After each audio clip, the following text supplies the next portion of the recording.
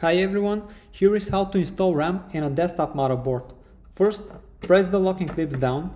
You might have on both sides or just on one side, as in this case. Then align the notch of the module with the key in the slot.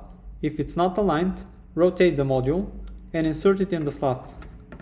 Then gradually press down until the module clicks in place. If you're doing this in the computer case, you might need to use more force as the motherboard will start bending.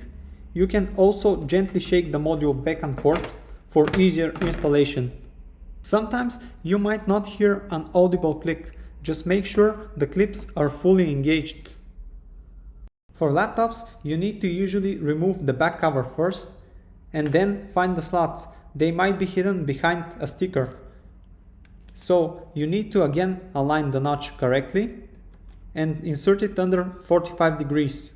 Then press down until the module clicks in. Thank you for watching. Check also my other videos if you're new to computer hardware. See you soon.